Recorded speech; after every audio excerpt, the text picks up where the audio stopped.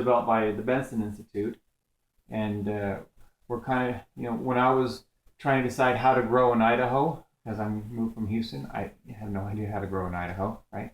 Obviously, I need to be able to control the temperature. There are 6 laws of plant growth. The first law is light. Without light, direct sunlight, you don't get photosynthesis. Without photosynthesis, the plant cannot process the nutrients in the soil. Even if all the nutrients that the plant needs are in the soil, it can't do the chemical processing, turning that into usable nutrients for the plant. Without the nutrients, you're going to get little or no fruit production. Okay? So that's why light is the most important of the 6 laws of plant growth. The second most important law is temperature.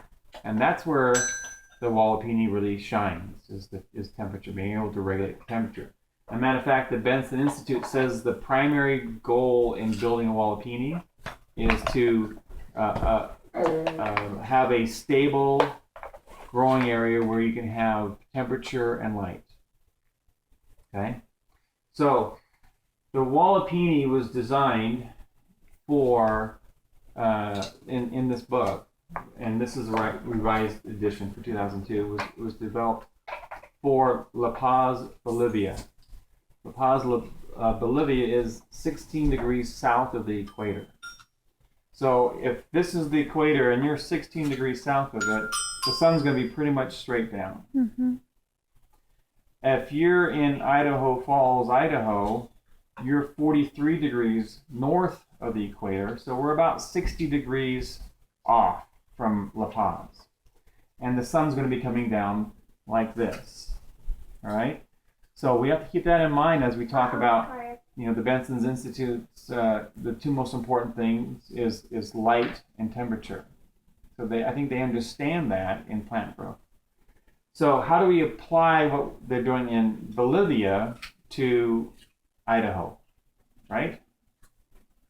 And because if we can control the temperature, then that's a big issue. But we also have to have light. Now, let me just... So here is, according to the Benson Institute, for La Paz, Bolivia, you need to take their latitude, which is 16 south, and add 23 degrees to that. So they end up with 39 degrees for the slope of the roof. Now that's really, really critical because you want to optimize it for the winter sun. When are you trying to get growth? When are you trying to capture the most amount of heat is during the winter. So if you have the sun coming in at a 90-degree angle to that plastic or glass, whatever it is, you're going to have penetration. It's going to go through. Is your friend still? She's here. She's here? Okay, good.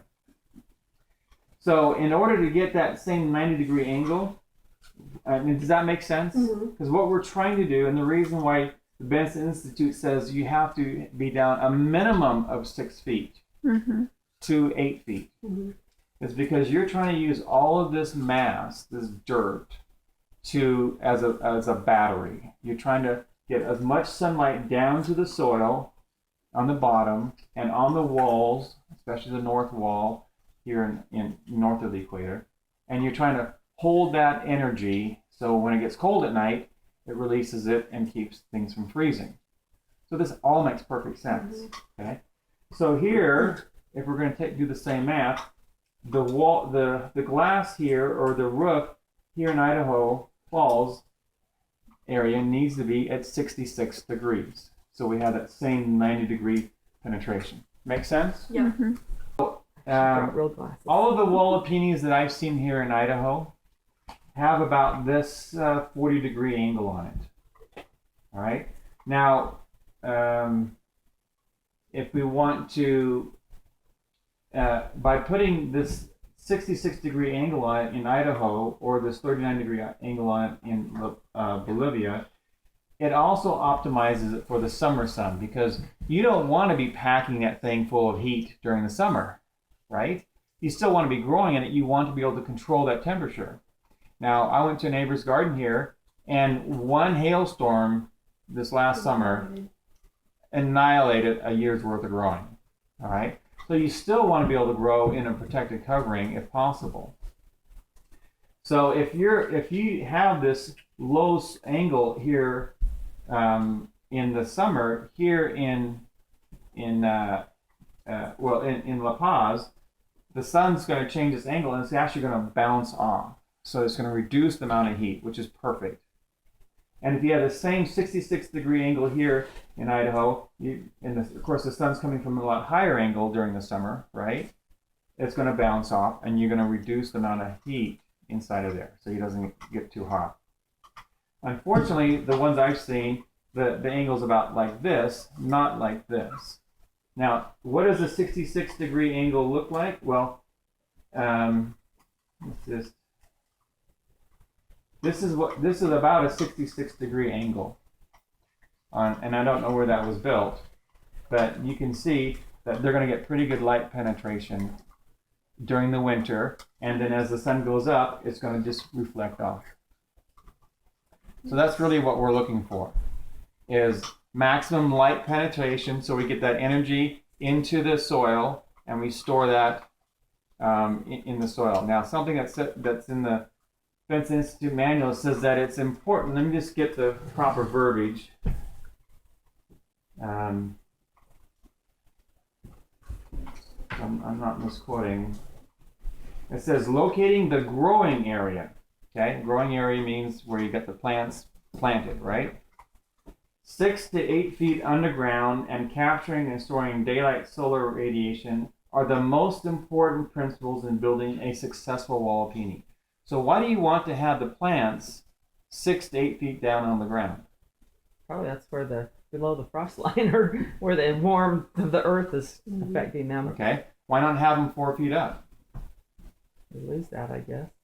You would lose that, wouldn't you? That benefit. The whole principle behind the Walipini is to capture the heat into the soil.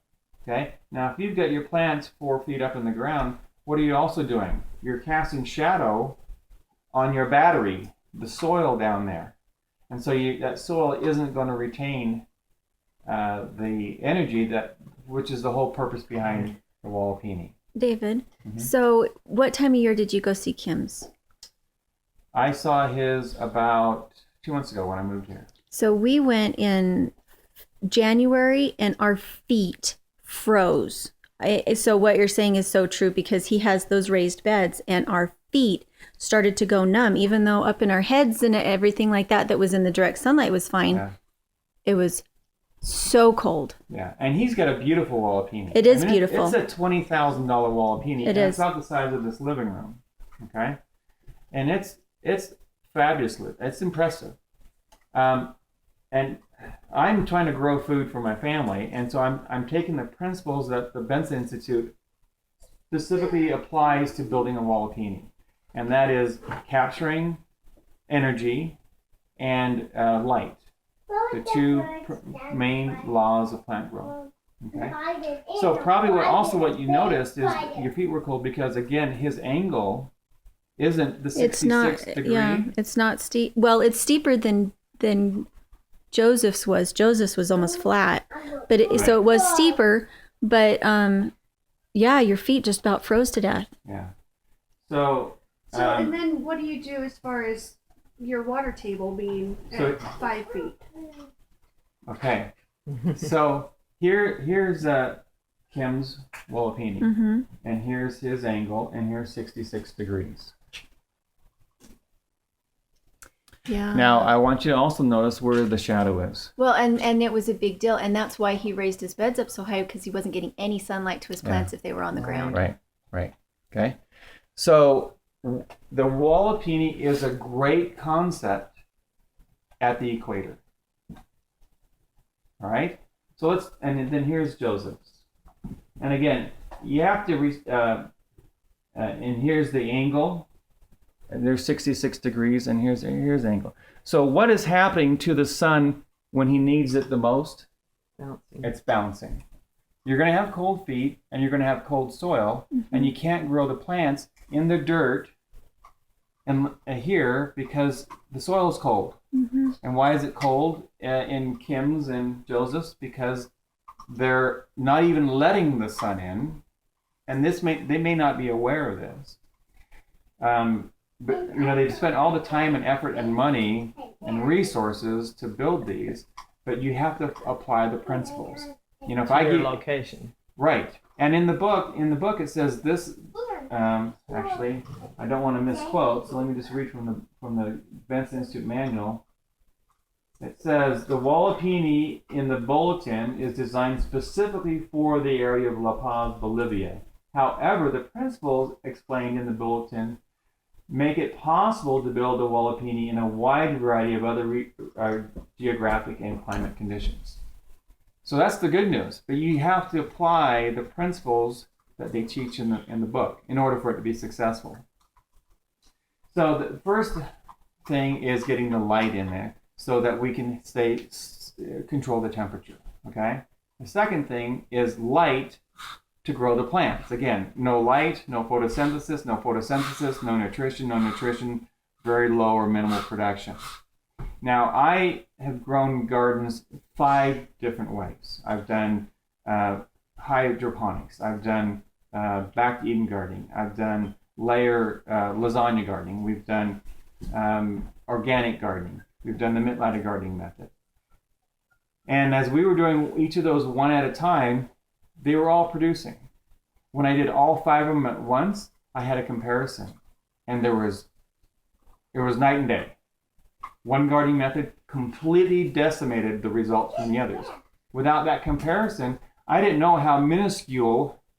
Okay, I was really proud of this cabbage that was this big. Then I compared it to a cabbage this big, 8 feet away in a different gardening method. So without having a side-by-side comparison, it's very easy to think you've got great production. And I have people tell me all the time, well, I don't even fertilize. I don't put anything. I just throw straw down, which is fertilizing, or I throw manure down, which is fertilizing, okay, or I put down compost, which is fertilizing. But I don't fertilize, and I have a great garden every year. Well, great is relative to how good could it be, right? So these 6 laws of plant growth have to be followed. If a plant can only be as productive as its greatest limiting factor. So we need nutrition for our bodies, for example, right? And let's say, for example, you have all the vitamins and minerals that you need except iron. How are you going to feel? Lethargic, Unhappy. unhappy. You can only be as healthy as the greatest limiting factor, right? Right.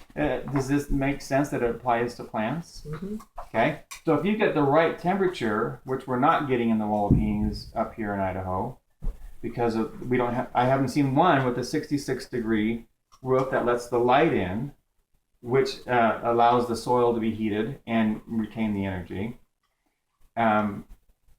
That's going to be a limiting factor, isn't it? That's already going to reduce the productivity and the health of the plant. All right. So let's take a look at light. Now it's interesting when we go to the Benson Institute manual. Here's the cover. This is in La Paz, Bolivia. I want you to look at the shadows. Even in Bolivia, see where the shadow is? Right here. Look at the shadow here. It's a good 30 to 40% of the growing area. This right here. See that shadow coming down? Oh yeah, from that side. All right. So which plants love to grow in shadows? Spinach. None. None of them. The first law of plant growth is light. Without light, you don't have energy. Without energy, you don't have photosynthesis and so forth. Okay. So it's like growing in a forest floor. Okay. I mean, you get indirect light, but not enough light for the plant to fulfill the full measure of its creation. And so even in La Paz, when they're almost, they're only 16 degrees off of the equator, they're still having shadow. Now, unfortunately, if we go back, and I apologize for having to jump around here, but look at the shadow. It's almost from the front to the back of that garden, of that Walipini. So let's take a look at what I decided to do, because I'm spending a lot of time and money in developing how I want to garden here in Idaho. So I want to make sure I'm spending my money and time wisely. So what I did is I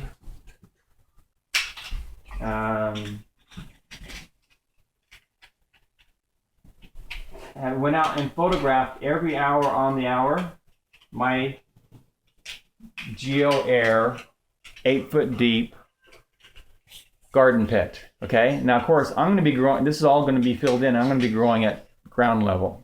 Okay, but I thought this is a great example of a Walipini 8 feet deep in Idaho. All right, so this is 9 o'clock in the morning. This was taken 3 days ago.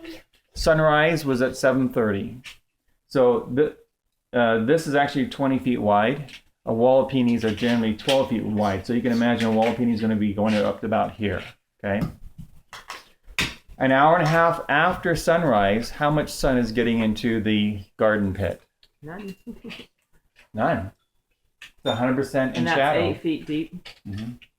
Actually, it ended up being 8 feet 3 inches, but the tubes are 4.5 inches, so they're at 8 feet.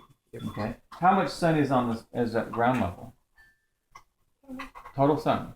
So if I was growing above, if I could control the temperature above ground, I'd have direct sun from sunrise on, right? So this is an hour and a half after sunrise. Let's take a look at 10 o'clock. Nope. Let's see if we can get that 10. 16. I'm going the wrong way then. Let me try it this way. Here's 10 o'clock. Okay. You get about 50%.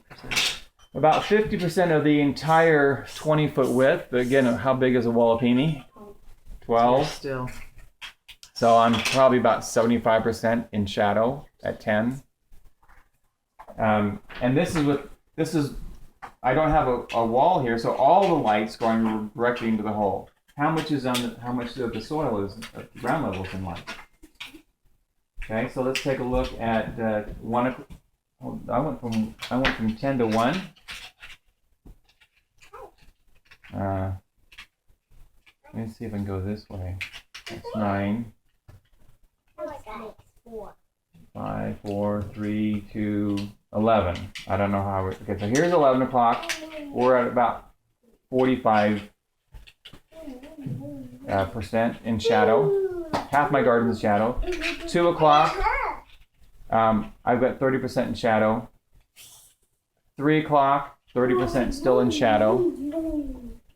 4 o'clock, now the sun's coming back, isn't it? Now I'm losing more. I'm at 40% in shadow. 5 o'clock, I'm in 95% in shadow because I get this one corner here, all right? And 6 o'clock, I'm back completely in shadow.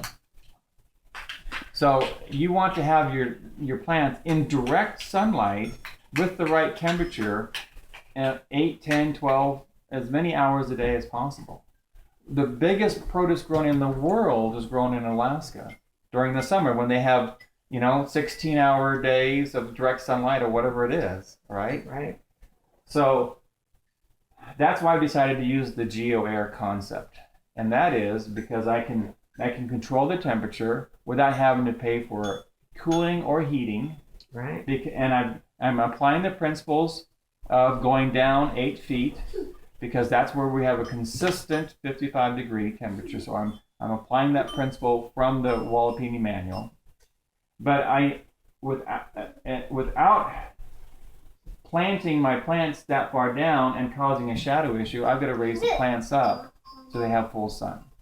And that's, if I were in La Paz, I wouldn't have too much of a concern. I'd probably still lose about 25% of the garden area because of the shadow. But here I'm losing at least 30%. Maximum I'm going to be able to get is going to be 70%. Okay, in the best scenario, and that's if I have the glass at the right angle and so forth. So what we're going to do here is we simply take the air, and this of course isn't finished, we'll be filling this into ground level, and we'll take these 4 tubes, those 4 tubes will go in a combiner box, we'll have a blower, and that'll be inside the hoop house. what my anticipation is this, is I'm going to start growing my tomatoes when people start growing tomatoes. You know, I'll probably start, well, actually I'll start my plants right now. It's what, almost November. So I'll start my seeds now, and I'll plant my tomatoes now. And then they'll grow all the way through the summer. And then they'll grow and their plants are already established. They're already putting on fruit. And then I'll just grow them through winter. And I'll be able to continue harvesting the tomatoes. So it's going to be the easiest thing to do would be to grow your general cool weather crops, the greens, the lettuces, things that you mentioned. But the things that you love that you can only grow during the summer, just let them keep growing because they're already established and they're already producing. So what you're saying, what you just said was really in line with Elliot Coleman, because that's what he said, started in the warm weather and let it go through the winter. But I guess his thing was don't be planting things in January because there's not enough light to get it to strong production. Whereas if you started in the fall, you have plenty of sunlight to just keep it alive. Sure.